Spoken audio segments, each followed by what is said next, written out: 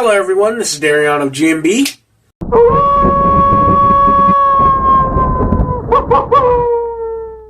And today we'll be taking a look at the Five Nights at Freddy's movie.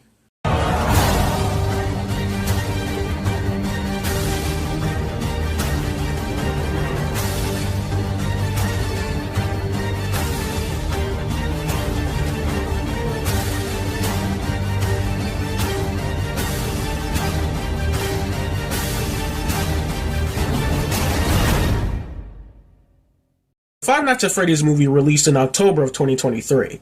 The story revolves around Michael Schmidt after getting fired from his security job, finds himself working as a security guard at an abandoned Freddy Fazbear's Pizzeria, where he spends continuous nights there trying to uncover the mystery of not only the establishment, but also the mystery of who kidnapped his brother many years prior. Yep, I lied. You're getting another spooktacular video, even though this likely will not release in October, but I couldn't put this off any longer as I have a lot to say about this movie. I've been a fan of the FNAF series since its debut in 2014, and the ever-expanding characters, lore, etc. have consumed my brain for the past 9 years. This movie was announced to be in the works almost 8 years ago at this point, and from watching it go from director to director, studio to studio, writer to writer, script to script, we are finally here, and it's a little disappointing. I've been waiting for this movie to become a reality for 8 years, and I'm disappointed to say that it wasn't that great.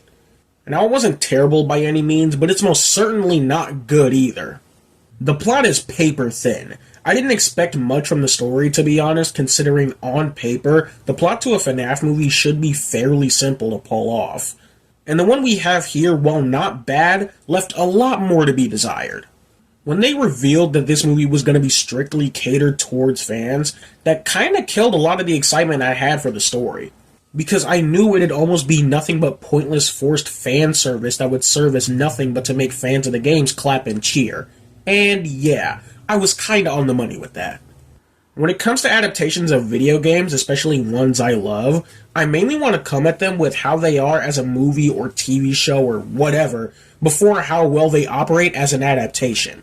As an adaptation, the FNAF movie is okay. It's filled with a lot of stuff fans come to expect, and some new stuff sprinkled in to make things interesting. But when judging it as your typical horror movie is where a lot more problems occur. Not that much happens story-wise. Mike shows up to the pizzeria, sleeps there for a good chunk of the time, talks to the ghost kids a bit. When he finally comes face to face with the animatronics, they're friendly as fuck, which I'll go into in a bit. Then he goes back, sleeps some more, the ghost kids turn out to be dicks, he stops them, Springtrap appears, he dies, and that's kinda it. Now, anything can sound boring when you describe it like that, and it wasn't all bad, but the story was just kinda boring and uneventful. I'd be able to forgive it if it was scarier, but unfortunately for a horror movie, this isn't all that scary. The movie is only really creepy in a few short instances, and given the subject matter, being dead children possessing these things, I think we could have leaned a bit more into the dark and disturbing elements of this franchise to make me feel something. I think this movie really did itself a disservice by being rated PG-13. And granted, I don't even think FNAF needs to be fully rated R in order for the dark and scary stuff to be effective. But when the animatronics are going around and doing their thing, it feels unnecessarily watered down, when I think they could have pushed it just a little bit more.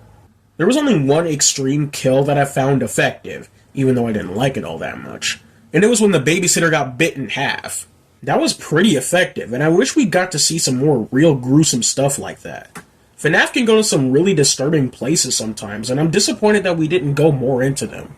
Okay, to go on a bit of a tangent real quick, because I just find this really freaking interesting. It's crazy to me how Megan, a movie that was originally supposed to be rated R, but got watered down so that it could become PG-13, compared to Freddy's, a movie that was going to be PG-13 from the very beginning, somehow feels significantly more watered down compared to Megan. Like, am I the only one who thinks that? Am I the only one who thinks that's kind of messed up? The tone in general feels a little bit confused as well. Near the beginning, the horror atmosphere is very prevalent, and while not what I'd prefer for a FNAF story, it kinda worked. But sadly, it isn't always consistent. The movie isn't trying to be a comedy for the most part, but at the same time, there are plenty of weird, goofy moments that don't really mesh together with the rest of the film that well. The horror element is almost non-existent for the second half of the film, which I think did itself a big disservice, as it comes back pretty decently in the third half, but leaves the movie feeling a bit confused as to what exactly it wants to be. FNAF can and has been goofy at times, but tackling the dark and scary tone with the goofy elements in this particular fashion just didn't do it for me personally. I've seen some people bring up that this movie could have turned out better had they just gone all the way with this goofy style, and I can't help but disagree. I wholeheartedly believe that FNAF can operate as is, without needing to feel like a self-parody of sorts. The story and overall tone could have been handled better, because when it ended, I was just kind of left with an empty and unsatisfied feeling. The characters in this movie were pretty decent, though. Mike was an alright protagonist. Him using dreams to try and figure out who kidnapped his brother years ago was really interesting. Especially seeing as it allows us to dive deeper into the ghost children aspect of this series a bit more, which I really liked. I also feel his story in general, with meeting these ghosts through his dreams, feels right at home with this series. Feels like something you'd hear about in one of the books, which I think is kinda neat. Abby doesn't have that much character, but considering kids in horror run the risk of annoying the shit out of me, she was enjoyable throughout the movie. Vanessa was a confusing character to me. I was shocked this character would be in this, considering that if this is the same Vanessa from Security Breach, the most recent game to release at this point, I was really caught off guard by her inclusion, seeing as she hasn't been properly fleshed out that well in the actual games. Her role throughout the movie is to basically inform Mike and therefore the audience about the stuff going on at Freddy's, and this worked to varying degrees of success. They explain a lot of this stuff not poorly, but kind of just offhandedly, I'd say. Like, they just briefly mention something about missing kids, then don't elaborate any further. Or they'll say the kids are possessing the animatronics, and then don't elaborate any further, and it just feels kind of weird. Vanessa as a character, after a while, really started to annoy me, because after a certain point, they just have her refuse to explain what is happening, and it's meant to build mystery, I guess, but it doesn't really build any kind of intrigue. It just feels super confusing some of the time. The only interesting twist with her character is that she's revealed to be the daughter of William Afton. I only find that interesting not because of anything the movie does, but because of where we could go with this in a potential future sequel. I'm mainly thinking they could probably do something with the Vanny character. Maybe have William control her somehow and have her be a villain. I don't know. It would probably be handled better than what Security Breach did, which was nothing. Anyway, her role throughout the film was a weird one. It's a shame to say because I think the actress Elizabeth Lail is great. I've only ever seen her in the horror movie Countdown, and she was great in that. It's a shame she wasn't as good in this, but that mainly has to do with the material she was given not being that great. Before going into Afton, I want to talk about how they handled the animatronics in this film, because I thought it was a little interesting. Unfortunately, we don't get that much of the animatronics being all evil and monstrous. Instead, this movie goes all in with them being all cute and cuddly, and I thought that was interesting for a multitude of reasons. Firstly, I just appreciated this in a meta sense, because we've gotten like 2 or maybe 3, if I'm misremembering, FNAF ripoff films. Films that go all in on the evil animatronic shtick. And I love how this movie throws a curveball that these things are just kids who are lost and want to play. I enjoyed it for that reason. I also enjoyed it because it's a decent curveball narrative-wise. Seeing these things as bloodthirsty monsters only for them to be kinda adorable is nice. It's the execution on it all that kinda messes it up in my opinion. Because while it was cute to see these things make the little Ford and play with Abby, that was the thing that kind of felt out of left field compared to the rest of the movie. I think they could have kept the animatronics being all cute and friendly without leaning that much into the goofy shit. Just so it didn't feel like it was at odds with the rest of the movie. I also just wish we got a little bit more of them being vicious. I don't think the animatronics that the Jim Henson crew made were designed with action sequences in mind, which is probably why they don't do a lot. But it's just disappointing watching the climax where they easily get disposed of. Now for good old Billy Afton. His role in the movie after it was all over left me really disappointed. And it all has to do with the fact that he just wasn't in it enough. He's the main villain, the Yellow Rabbit, the first thing we see in the opening 8-bit credits, which were cool as shit, by the way. And it barely feels like he has enough of a presence in the movie. I do like how they established that Afton has some level of control over the animatronics, though. Because the kids have so many fond memories of the Yellow Rabbit and don't know what happened to them, they just kind of go along with what he wants. I think that's really cool. It's just a shame that it wasn't a prominent part of the film. Yeah, that sums up a lot of my thoughts about the stuff done in this movie. I think it would have benefited from either being 20 to 30 minutes longer, or trimming out a lot of the unnecessary stuff to give a lot more focus to the more interesting stuff. Anyway, Afton in the spring Bonnie suit, once he appeared, definitely made an impression. He's easily the most intimidating out of all the animatronics here. It definitely leaves a lasting impression. Afton being the dude to kidnap and kill Mike's brother is interesting, if not pretty damn obvious. I just think this movie did a big disservice to itself by not having him be a more prominent character. I feel like if they built up William Afton the way they built up the Yellow Rabbit and have it be revealed at some point that these two are the same guy, or at least something like that, would have been way more interesting than what we actually got. Because it feels like such a whatever reveal when he takes off the mask. Mike doesn't even really acknowledge the fact that the dude who gave him this job killed his brother, which I find odd.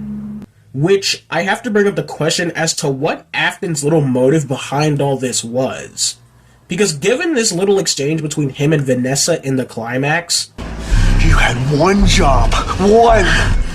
Keep him in the dark and kill him if he got too close. That's 2 jobs. He didn't send Mike to Freddy's to get him killed, like one would perceive. So why did Afton give Mike the job? Was it just because he felt bad for killing his brother? I mean, I guess that'd be an interesting take if focused on better, but it's just something that never gets brought up. Okay, let's talk about that Springlock scene. This is a scene I didn't expect to make it into the movie, and even without knowing it, this is a moment that is iconic in the games, and I had very high expectations as to how they'd adapt it, and it was... okay. The scene and the entire ending in general was just not as satisfying as it should have been. Firstly, with the PG-13 rating, they did a decent job making the experience look painful as shit. But the thing that kind of ruins the moment is the fact that Afton drops this line. I always come back. It ruins it for me because it just feels like a forced reference. I didn't watch this in theaters, but I can imagine the claps and cheers of FNAF fans being like the moment when Cap picked up Thor's hammer in Endgame. If that's the case for some of your guys' theater experience, let me know. As for me, it just felt super out of place and weird. Nothing in this scene, or this entire movie for that matter, warranted that line being uttered, and it really just felt thrown in there just because. It's the kind of pointless fan service schlock that I feared this movie would be filled with. The moment could have easily been better had he said something like, "I will come back." It's more ominous and subtle, and fits way better than what we actually got. Afton and everything that surrounds this character in this movie just oozes with missed potential, and I swear the movie would have been significantly better had he been in it more. The overall cast did a decent job. I can't think of a single person who did a terrible job. The kid actors especially were really good. Josh Hutcherson did a really good job as Mike, but Matthew freaking Lillard really stole the show anytime he was on screen. Whether being weird as fuck in the office scene, or once he appears as the Yellow Rabbit, he stole the show every single time, without a doubt. I'm just so disappointed he wasn't in it more. The horror fan in me is just begging to have more villainous Matthew Lillard, and I'm disappointed with how little he was in it for. Oh, and we can't forget Doug. We love Doug, and he deserved better than to work for Mike's dumbass aunt. The set design, I absolutely have to commemorate them for. Everything from the way the pizzeria is designed to the animatronics was freaking amazing. They perfectly nailed the location and aesthetic of the place. I seriously can't imagine what this movie would be like had they not made actual physical animatronics.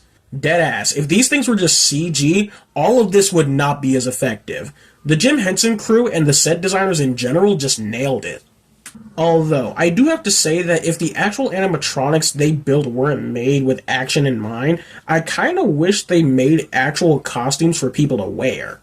I say this because while I'm recording this, I came across this video of the cast and crew celebrating on the set with these amazing looking Freddy's costumes that, correct me if I'm wrong, may have been made by the Jim Henson crew. So I wish we could have used some of these to make the animatronics movements a bit more quicker in a few areas to make them seem a bit creepier.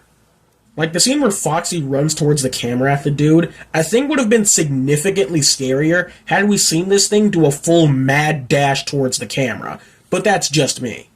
There's a lot we missed out on when it comes to the full creep factor of these things. They gave Foxy his little hum, which I didn't expect to make it in or for it to be legitimately terrifying.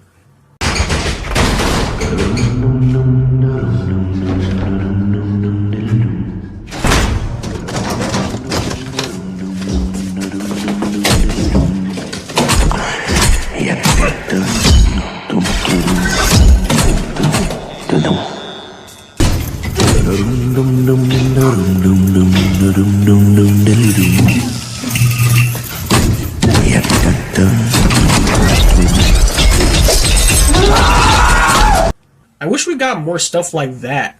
I wish we got more stuff like Freddy's creepy ass laugh, or maybe he could do that light up thing, or Bonnie could have taken off his head to show off the endoskeleton. Just more stuff to show off how terrifying these things can be would have been nice, cause we're sitting on a lot of wasted potential here. And I'm just now realizing we never have a moment in the movie where we're doing actual Five Nights at Freddy's shit. Like checking the monitors, like checking on the doors, trying to conserve power. Fuck me, man. This movie has a lot of missed potential. Overall, the Five Nights at Freddy's movie was just okay. The cast did a decent job with what they were given. The music is pretty good, and the set design and practical effects were all great. But it's really lacking in the horror atmosphere and interesting kills in general. A somewhat inconsistent tone and vibe. The ending was pretty anticlimactic, and in general, this movie is just very unfriendly to anyone who hasn't experienced the games, to an almost hilarious degree. Whether it's poorly explaining the lore of the dead kids, not going over why the place has these saw death traps, the out-of-place line from Afton, what the fuck is up with that damn cupcake, and then just straight up not explaining what the fuck Golden Freddy is, etc. I think it's a stretch to call this movie a giant piece of dog shit, but it ain't all that good either. For a movie that took 8 years to become a reality, it sucks to say, but they really should have taken more time with fine-tuning this script. Because it's just not that great. The Matt Pat and especially Corey Kenshin cameos made it all worth a watch, though. I'm not fucking kidding. At the time of me recording this, and correct me if I'm wrong, I think a sequel has already been greenlit and is currently in pre-production. But I'm disappointed to say that I just kinda don't care. This movie just wasn't all that good, and while I'm hopeful a sequel can make some genuine improvements, I just can't bring myself to get all that excited for this Five Nights at Freddy's film franchise, in all honesty. So, if you agree or disagree with anything I've said in this video, let me know right down there in the comments below. Also, be sure to like and subscribe. This is Darion of GNB Productions, and take care.